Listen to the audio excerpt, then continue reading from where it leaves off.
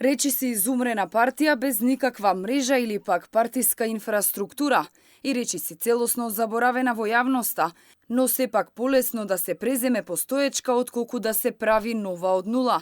Мотивот на градоначалничката Данила Арсовска за преземањето на нова алтернатива, според многумина е неможноста да собере 1000 потписи колку што се потребни за да регистрира нова партија.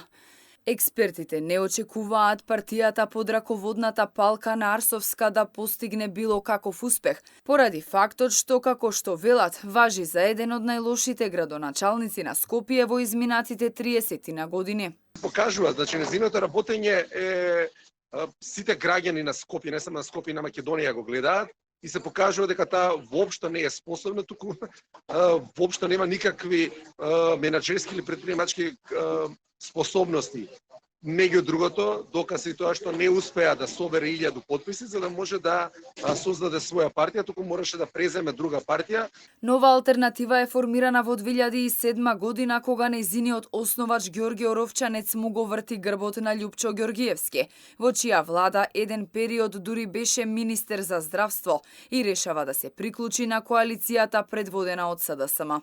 Партијата останува сателит на социјалдемократите се до завчера, иако присуството на нивниот генерален секретар Миле Зечевик на конвенцијата организирана од Арсовска создаде забуна дали и во иднина ќе останат да соработуваат. Арсовска денеска се појави во јавноста, но одби да коментира детали. Не, политика не ве молам.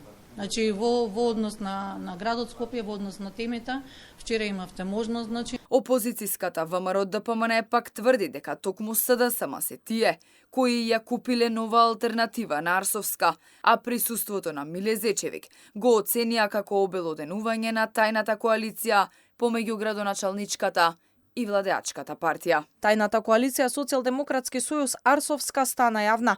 Од сите вести за формирање на партијата на Данила Арсовска, главна вест секаде е присуството на Миле Зечевик, кој е идеен творец на таа партија. Од тука може да се свати колку всушност тежи таа партија, кога главна вест за нејзиното формирање е присуството на секретарот на Социјалдемократски сојуз. Арсовска, која вчера беше промовирана за нов председател на партијата, демантираше дека е во коалиција со СДСМ и ги изнесе ставовите за кои ќе се залага партијата, како ослободување на судството и напредокот на македонската економија.